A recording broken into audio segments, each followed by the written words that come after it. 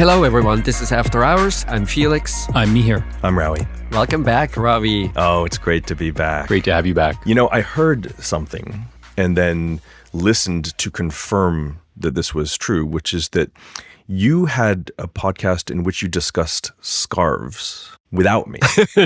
How many times have we done this? And you know this is like a thing. I have theories about true. Scarves. I wear them Yes. basically every day. And so why would you do that? Yeah, that was a terrible mistake on our part. Rawi, when you're in the presence of giants, you don't talk about your height. It's like a minor league conversation. You shouldn't pay too much attention. But we have other topics to talk about. Rawi, what did you bring? So I thought that we could discuss energy and energy prices. Ooh. It does seem like we face structurally higher energy prices. Mm-hmm. That raises all sorts of questions. Yeah. Yeah, interesting topic. Right. Yeah. And Felix, what did you bring? I would like to talk about demography. Oh my God. We heard recently that China's population is shrinking. So it's joined roughly 30% of all countries on the planet whose population falls over time. Yeah. And the numbers are really dramatic. And I'm curious to know, what do you think? Is it an issue mostly for China? Is it an issue for the rest of the planet also? Is it even good news or bad news? Right. Oh, this is great. So energy and demography, we're going big. Yeah. This is not little stuff. Go big or go home.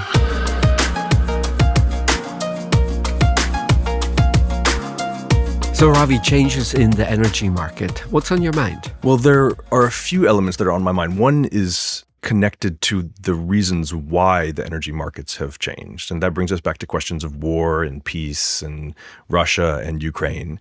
And we've talked about that before. But one of the really interesting elements of it to me is that there are so many products that are essentially energy turned into something else. This is true for aluminum, which is, I think, maximally so. That's just energy turned into something else.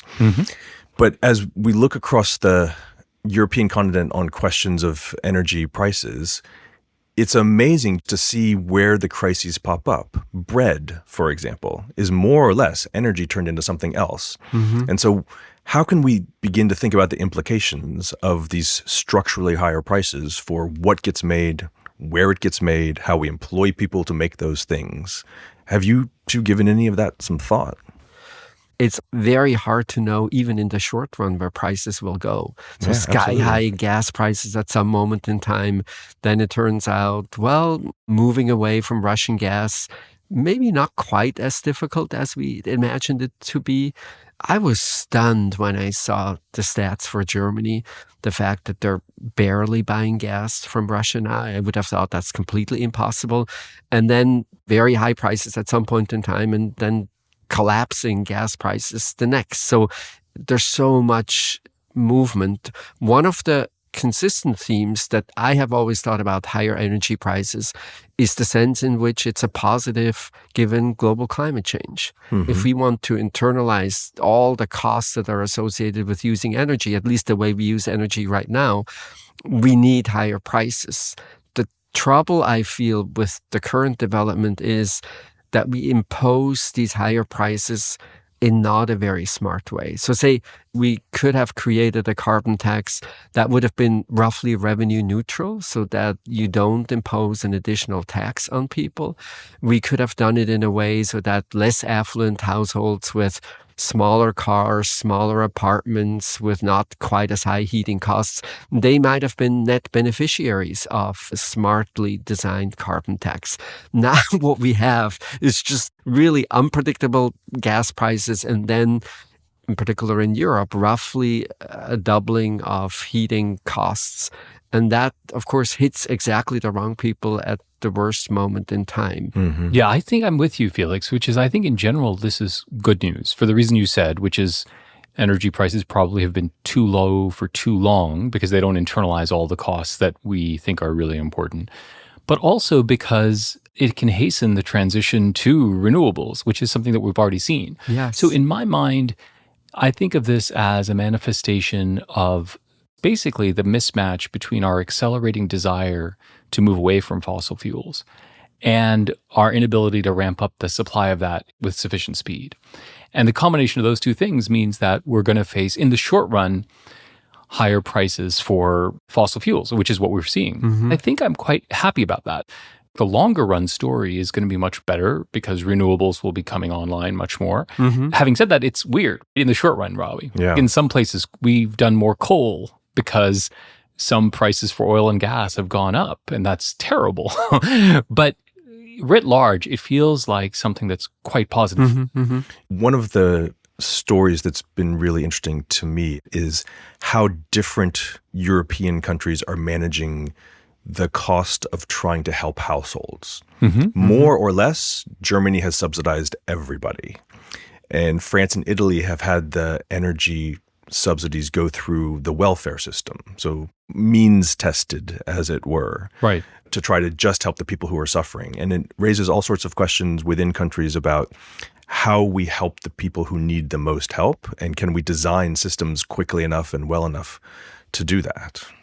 The other angle that strikes me as really profound, Rawi, because you think so often about geopolitics, is the role of Qatar in this intermediate period. It turns out they are the ones who sit on almost an endless supply of natural gas that can be liquefied and shipped. And they have stepped in a really big way, both supplies in the short run, but also really dramatic investment plans, building new terminals, investing in additional supply. We're looking at a future where Qatar will be central to the world in ways that I at least never would have expected them to be central.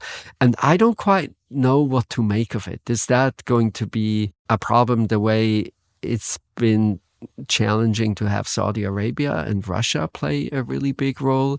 What would be your prediction about the role that they will play in the geopolitical system, Rawi? Without getting too much in the weeds, the geopolitics of oil markets are very different from the geopolitics of gas markets, because oil mostly doesn't go through pipes. It mostly goes on boats. And natural gas for many countries mostly went through pipes. And the European challenge at the moment is that the piped gas from Russia is not flowing in the way that it once did and probably never will again. Right. And that brings us to Qatar, which is there are no pipes. It's all liquefied and put on a boat and then regasified somewhere else. That changes the geopolitical dynamics, because if you're just putting stuff on a boat, there are politics, but they're not nearly as intimate as if you use pipes. For Qatar and for the United States to be major exporters of liquefied gas, that's really a geopolitics of the liquidity of the market more than it is a geopolitics of the intimacy of pipeline connections. Is it right to say, as Felix was alluding to, Qatar is a winner geopolitically? The U.S. is a winner geopolitically. Absolutely. How do I think about other powerhouses? How do I think about China? And how do I think about Russia? Russia has undermined itself in the long run in very profound ways. Not in the short run. Russia's making more money selling oil and gas after the war than it was making before the war because of the change in prices. In part because the sanctions on Russia are mostly European and American sanctions. They're not sanctions from the rest of the world. The rest of the world is still buying Russian oil and gas. One other piece of it that's really interesting is that there's such a big difference between natural gas and oil in terms of the energy transition. We will always need natural gas as a fuel to deal with the moments when the wind is not blowing and there's no sun. And natural gas is relatively carbon friendly compared to all of the other possible fossil fuels. So the natural gas story seems like it's going in a very different direction from the oil story. Right. I am a little less convinced than you, Ravi, that even in the very long run, we will always rely on natural gas. Part of it has to do with battery and storage opportunities. There wasn't really any pressure to rethink energy markets. And now that we have this pressure, there's more capital deployed, there's more interest in new technologies than I can ever remember. And speaking of that capital deployed and new technologies, I'm curious what you guys make of the very distinctive strategies of the corporates on these questions. they are swimming in cash. Yeah. All the energy companies are generating massive amounts of cash flow. The distinction that seems to be emerging in Europe, you have companies who are trying to reinvent themselves as energy companies. And in America, they seem more willing to simply say, we're going to return all the cash to you. The story in Europe is quite good, which is we're going to take all this cash and we're going to try to solve the energy problem. On the other hand, you ask yourself, well, what do you know about renewables? And why would you do that? In the US, it goes the other way, which is what are you doing all those buybacks with all those profits? That seems criminal. You should be lowering prices. It's a very curious corporate reaction to this windfall moment. You're exactly right, Mihir. If you look at the profitability of the oil business at this moment, no other investment really makes any sense. And I like the idea of returning all that cash to investors. Where do you see promising developments and you invest your cash in those companies? That redistribution sounds good to me. Yeah. For BP and Shell, they're rethinking the mix of how much capital should go to their traditional oil business and how much capital should go to renewables. The renewables part just doesn't look all that attractive given the prices that we have right now. And if you're right, Rawi, that the prices are not going to come down anytime soon, they will always be conflicted. I don't know that it ever made a ton of sense to expect the big oil producers to be the standard bearers for renewables. It's super interesting. And there's one other element that I'd like to introduce, which is because it's likely to be true that energy prices in the United States will be structurally lower than energy prices in Europe. And add to that the Inflation Reduction Act, which does many things, one of which is to create incentives for foreign firms to relocate to the United States. Combine that with the lower energy prices. There are so many firms in Europe who rely and have relied on relatively inexpensive energy for so long for their basic business model. One of the questions is, where is this production going to be located in the future? Petrochemicals, anything that's more or less energy turned into something else could move from Europe, and then Europe needs to reinvent its entire industrial base to be more responsive to the fact that the energy prices are different. That seems like a whole other challenge of reorganizing the global economy and its supply chains. I have to say, I think that piece of it is really fascinating to me, which is first, and I want to make sure I understand what you're saying, do we believe that Europe has benefited from an industrial perspective from low energy prices? 100%. Okay, so if that's true and that goes away, that is really threatening, particularly to Germany, but it's threatening to a whole bunch of people in Europe. The second dimension of it is this effort on the climate side actually becomes a protectionist war. Absolutely. Which is the U.S. has now said a lot of those credits are only available for domestically produced goods. And so you could see not just the result of lower U.S. prices on energy, but then a protectionist sentiment. Now, all this, by the way, could be quite good news. If it is a battle about more and more incentives to kind of reduce our consumption of fossil fuels, I might be for it. But the protectionist element of it feels like a new piece that could actually be quite destructive.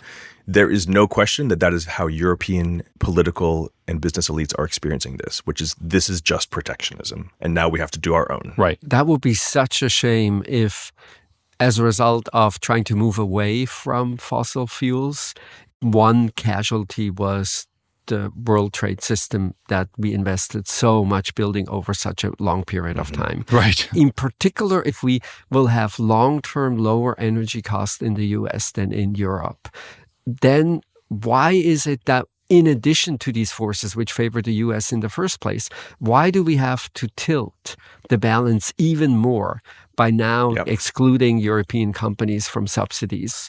It feels very irresponsible to me. My prediction is that unless Europe and the US come to some sort of deal, the next response for sure is going to be that Europe will feel liberated to financially support its industries. It's interesting, Felix, because all of this is going underneath the label of a new industrial policy. Yes. When people talk about Biden industrial policy, this is what they're talking about. And it comes at the cost of these larger gains from trade and is very appealing to people on the left and the right, frankly. But it really has these pernicious long-term effects that I think you're highlighting. And we've seen a version of this story before. In the past, when countries and trading blocs talked themselves into what were on their face reasonable sounding ideas, but then led to this set of reactions that eventually undermined the entire system. There are real dangers of this evolution of policy response, another policy response, and then a response to that response, and undermining of trust in the global trading system. Yeah.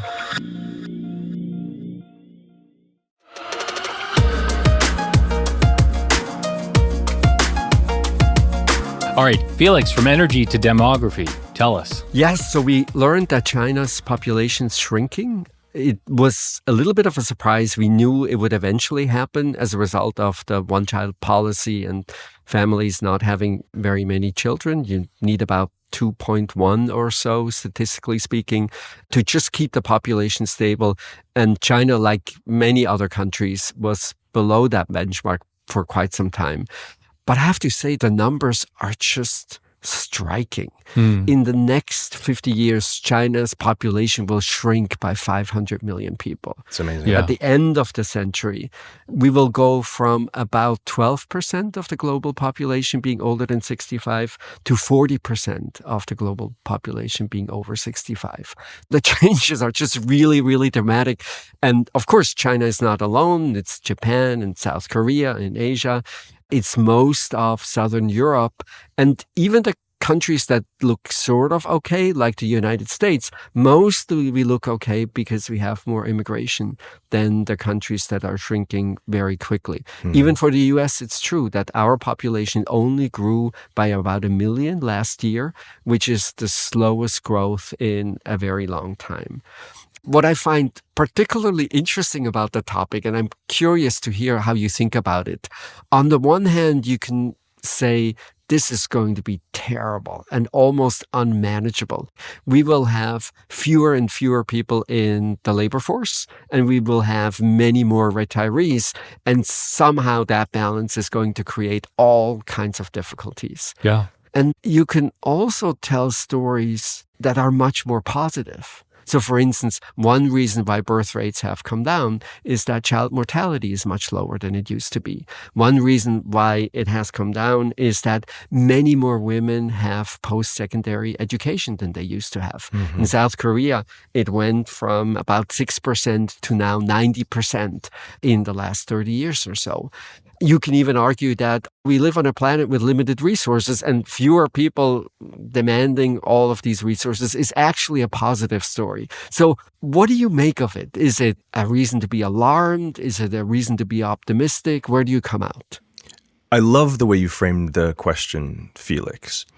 I might add one other element that is neither good nor bad, but I think that these changes require a renegotiation of all sorts of implicit and explicit contracts that we have within our societies. One that comes to mind is how most countries organize their pension system. It's a generational transfer. The way some Americans think about Social Security is that's my money that went into the system and then I get it back later on, which is exactly wrong. That's somebody else's money because we are supporting the next generation. Insofar as we have these large shifts in the proportion of working age population relative to retired population, we have to rethink those contracts about these intergenerational transfers, which seems, well, maybe neither good nor bad, but super complicated. Yeah, very hard. In general, if we think that this is a reflection of greater choice because women have choices in labor markets or because of contraception, that's got to be first order great. The thing I would highlight on the negative side that you are saying both implicitly, but just to nail it down, is the amount that we're going to have to tax fewer and fewer people to support more and more people is going to be big. That's going to become distortionary and it's going to end up reducing economic activity. That's a problem. I guess the part of this debate that I feel that is more emotional is that I wonder if part of what is happening here is a reflection of optimism. And not just about choices, but about what it is that we feel about the world. My concern is that this is a manifestation of pessimism. I confess there's a piece of me which feels like, what does it mean when people choose to have fewer children? Now, it can mean many of the things you said, which is greater choice, lower infant mortality, better contraception. It can mean all those things. Or it could mean a little bit more skepticism about the future. And I wonder, does that sound crazy to you both? Or does that resonate a little bit? I would say for me, it resonates. Questions like, is it a responsible thing to do? Right. To deliver children into this collection of societies. Things are really complicated and bad. Right. And should I subject my progeny to this unhappy world? I think that's a bigger part of what's going on here than people acknowledge. Although I'm not sure. I don't know. What do you think, Felix? My intuition is that there is an important gender component to this story that may be a little less permanent than we think. South Korea, again, is a very good example where many women talk about the 3 no's. No, you don't date. No, you don't get married. No, you don't have children.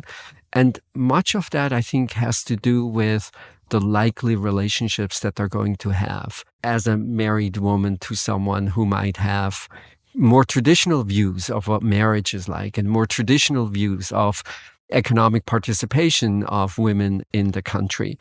On that front, I'm a little more hopeful in the sense that this might be transitory, that we need to renegotiate what a partnership really looks like. We need to renegotiate responsibilities for bringing up children. This is probably also the part where governments can play a useful role in subsidizing childcare, in making sure that parental leave is not something that is unheard of. Absolutely. I agree with both of you that there might be some pessimism to it, but as a practical matter, so much of that is also wrapped up in expectations about what marriage and what having kids will look like. I agree. One part of it is mindful of the fact that we are 3 dudes talking about this on a podcast with no particular expertise.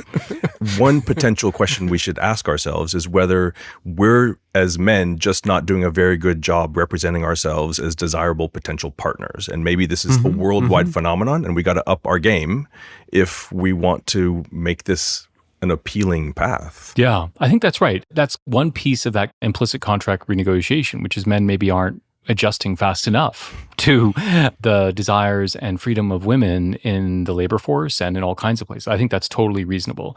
I think the government piece is also interesting, Felix.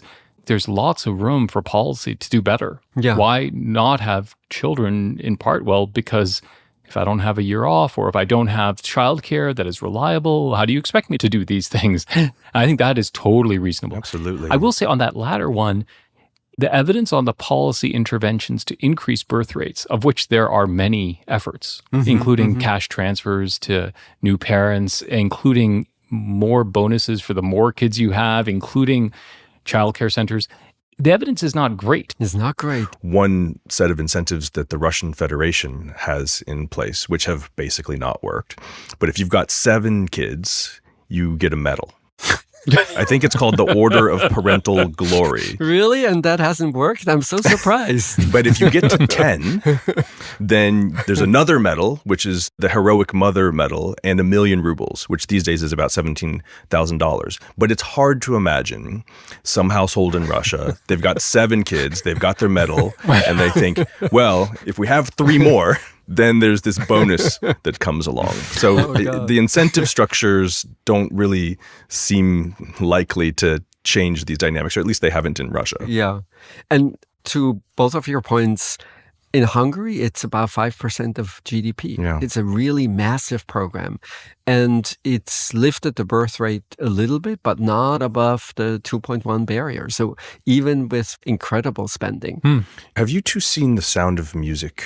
Oh, yeah. I love the fact that he went from balance of payments to Sound of Music. Yeah. The link is very completely interesting. Mysterious, but stick with me. Just stick with me for a minute. Let's go with it.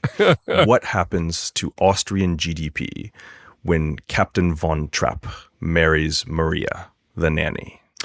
If she does not continue to work, what happens to her labor participation? Your intuition is exactly right. So if she's being paid as a nanny, that's a final good or service. Right. And when the family becomes theirs rather than his, presumably he's not still paying her. And so Austrian GDP goes down. Yeah. But it raises this broader question about how we value essential work. By some estimates, the work of raising children, of managing a household, is something like 30% of GDP if we measured it. Right. But we don't.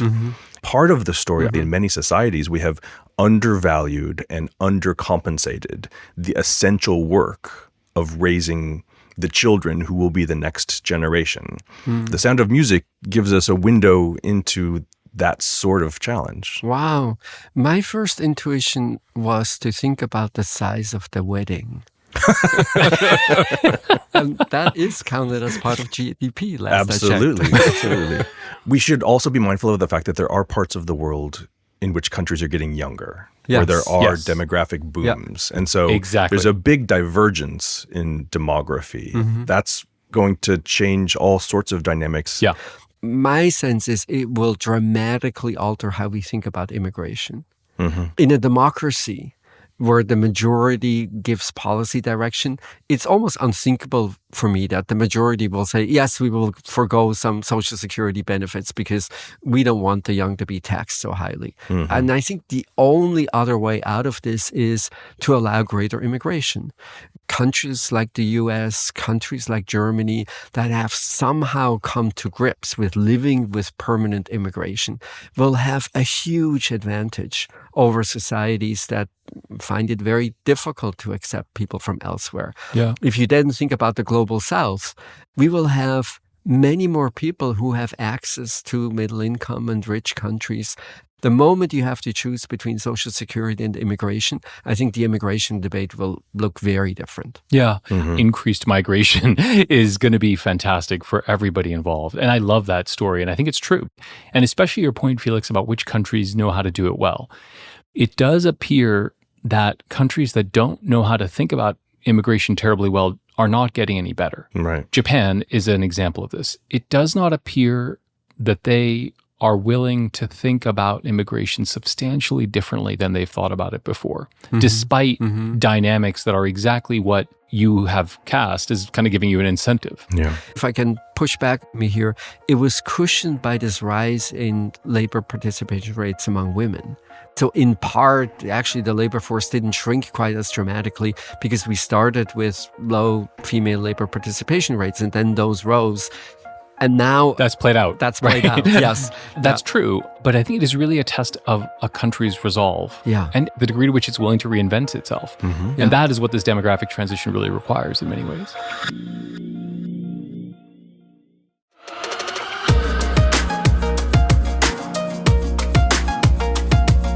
And we have recommendations, of course. Rawi, what did you bring? So I've got something awesome. Ooh, okay. It's a television series that I think everybody probably discovered before I did, but we just discovered it. It's called The Bear. Yes. It's a kind of cooking show. It's about a very talented chef who grew up in Chicago, left Chicago on a grand adventure, and then returned when his brother passed away to take over his brother's restaurant, which is not a fancy restaurant. Right. And it has so many fascinating elements. It's about leaving and coming home. It's about the feeling of being driven in that way. It's about family melodrama, and it has the most amazing soundtrack. There's only one season. I think there are 8 episodes, and every episode ends with some awesome song that sees us out, and it's just so enjoyable. Yeah. That's a great pick. What's your favorite song? The last episode ends with my favorite Radiohead song. Oh, which is what? I don't want to tell you because I want you to watch it and then hear it. Is it Plastic Trees? No. I was just guessing. I've been meaning to pick it up, and I haven't really gone fully deep into it. You'll love it. Yeah. It's really fabulous. All right, Felix, what do you got?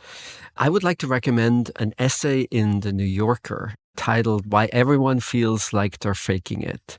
It's written by Leslie Jameson, and it's just a totally fascinating story. Everybody suffers from imposter syndrome. I didn't even really know much about the history of the idea, where it came from, how it evolved over time.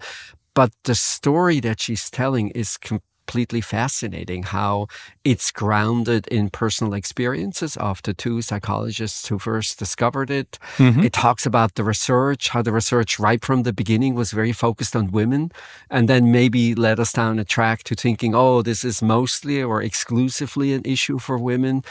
It talks about how this third wave of feminism has a completely different take on imposter syndrome, how imposter syndrome is probably not the right word to begin with because it's not really a syndrome.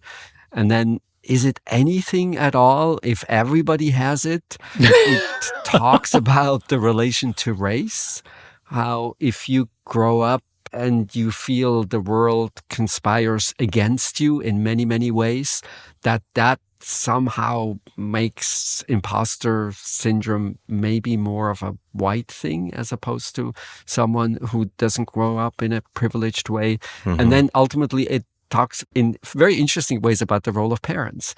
So apparently the two sources of a sense of being an imposter, one having to do with if you're not the smart one in the family. So if sort of understood your sibling somehow is just much smarter than you are, I think you're likely to suffer.